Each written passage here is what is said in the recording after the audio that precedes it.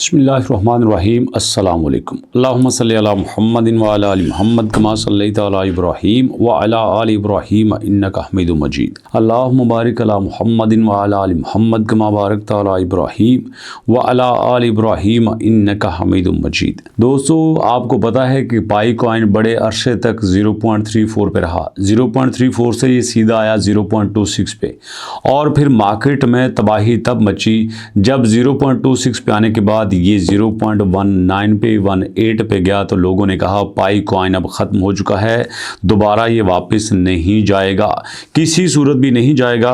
और इसके बाद अगर इसने ऊपर जाना है तो इसको किसी बड़ी न्यूज़ को लेना होगा, किसी बड़ी स्पोर्ट को लेना होगा, और ऐसा अभी तक कुछ दिखाई नहीं देता।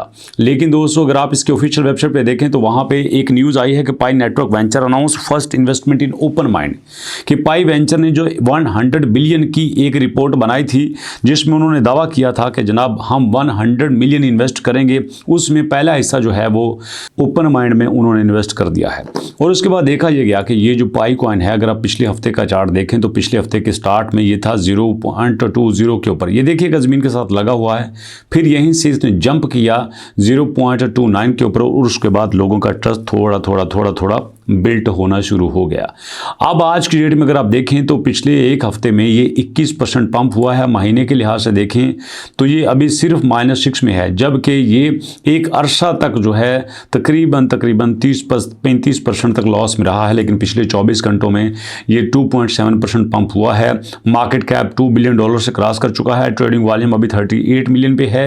ये एक नेगेटिव साइन है जो कि ये बता रहा है कि भैया अभी ज़्यादा लोग यहाँ पे नहीं आ रहे।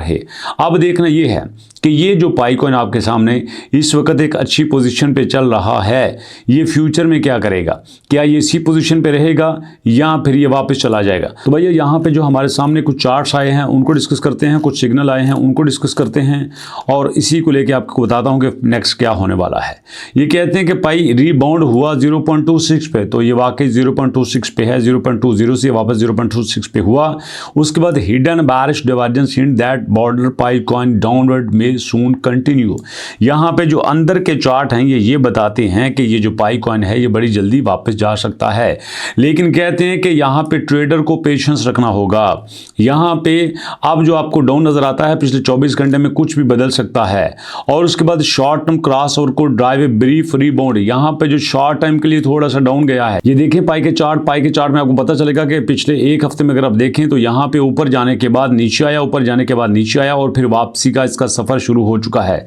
तो यहाँ पे ये बात क्लियर हो गई कि पाई जो है वो अपने आप को बेहतर बना रहा है, पाई कम बैक कर रहा है और अगर पाई इसी तरह से कम बैक करता रहा तो फ्यूचर में ये और भी बेहतर करेगा। लेकिन मज़े की बात आपको बताता हूँ कि यहाँ पे क्या हो रहा है।